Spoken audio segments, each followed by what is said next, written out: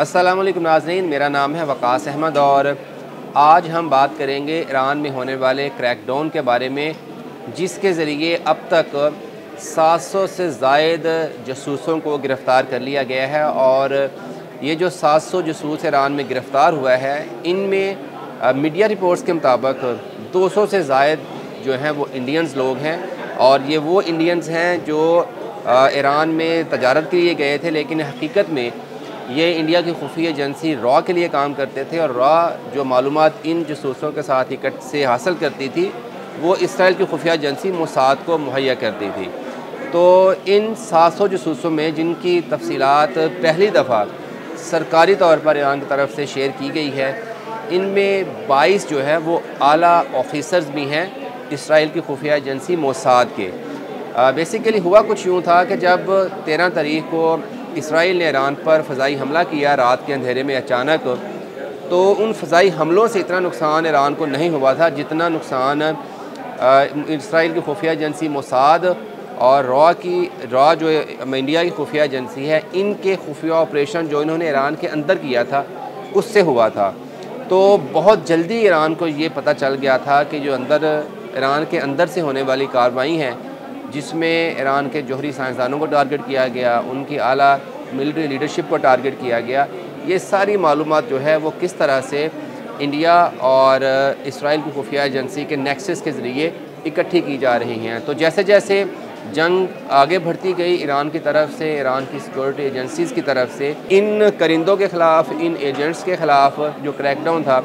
वो भी तेज़ किया जाता रहा। और आज जब सीज़ फायर के दूसरे रोज़ ईरान के वज़ीर ख़ारजा की तरफ से एक ऑफिशियल स्टेटमेंट जारी की गई और उसमें कहा गया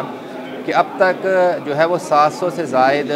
अफराद, जिनमें ख़वातीन भी शामिल हैं, उनको गिरफ़्तार किया जा चुका है। और ये सारे लोग जो हैं ये किसी न किसी तरह से सहूलतकारी करते थे, उनके पे रोल पे थे मोसाद के या फिर रॉ के पे रोल पे, ताकि ईरान की जो अहम मालूमात है वो दुश्मनों तक पहुँचाई जा सकें। और इस जो सरकारी बयान आया है, इसमें पहली बार ईरान की तरफ से ये भी ऐलान किया गया है कि पिछले एक हफ़्ते के दौरान, यानी जंग के दौरान जिन लोगों को पकड़ा था उनसे तहकीकात की गई और तहकीकात के बाद ना सिर्फ उनके नेटवर्क को तोड़ा गया, बल्कि उनसे तहकीकात मुकम्मल करने के बाद 3 जो मोसाद के आला ऑफिसर्स थे जो कि जासूसी के लिए, तख़रीबकारी के लिए ईरान के अंदर मौजूद थे, उनको फांसियाँ भी दी जा चुकी हैं। और ईरान ने एक वाज़ेह पैगाम भी दिया है, ना सिर्फ मोसाद को बल्कि उसके जो सहूलतकार हैं, उसकी सहूलतकार जो इंडिया की खुफिया एजेंसी रॉ है, उसको भी, कि ईरान अब हर सूरत जो नेटवर्क था, जो गठजोड़ था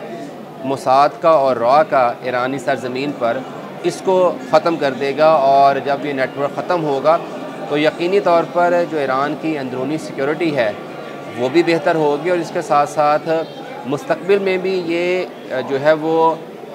सिक्योरिटी मिलेगी कि इस तरह का जो हमला है वो इसराइल का करने के काबिल नहीं रहेगा। अब जैसे जैसे इस क्रैकडाउन की तफसीलात सामने आ रही हैं, तो इंडियन मीडिया जो है वो अपने इन एजेंट्स को, इन खुफिया ऑपरेशंस को जो है वो कवर करने की कोशिश कर रहा है और ईरानी हुकूमत से दरख्वास्त करता हमें नज़र आता है कि जी हमारे कुछ टेक्नीशियंस थे, टेक्निकल स्टाफ था जो कि चाबहार बंदरगाह पर काम करता था, कुछ हमारे स्टूडेंट्स थे, तो भारत इनकी जो बाहिफाजत वापसी है वो चाहता है। लेकिन हम देख रहे हैं कि पिछले 5-6 रोज़ के दौरान, जब से जंग शुरू हुई थी, तो इंडिया की जो दरख्वास्तें थी अपने शहरियों को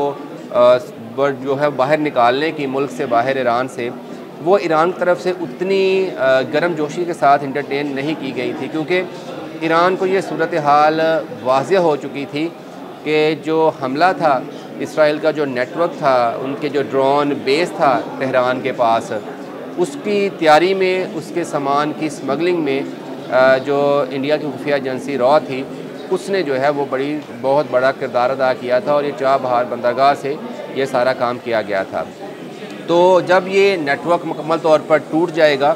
तो यकीनी तौर पर जो ईरान की अंदरूनी सिक्योरिटी है वो भी बेहतर होगी, और इसके साथ साथ पाकिस्तान को जो सिक्योरिटी कंसर्न्स रहे हैं या तख़रीबकारी के लिए जो सपोर्ट हासिल रही है, ईरानी सरजमीन से भारत के हाथों वो भी ख़त्म होगी। और आप देखेंगे आने वाले दिनों में कि ईरान की जो अंदरूनी सिक्योरिटी सूरत हाल है वो भी बेहतर होगी, और इसके साथ साथ पाकिस्तान और ईरान के दरमियान जो इंटेलिजेंस शेयरिंग है या रवाबत है वो भी बढ़ेंगे, और एक ख़ित्ते में एक नया जो कोलिशन है वो पाकिस्तान और ईरान का मजबूत ताल्लुकात की शक्ल में बनेगा।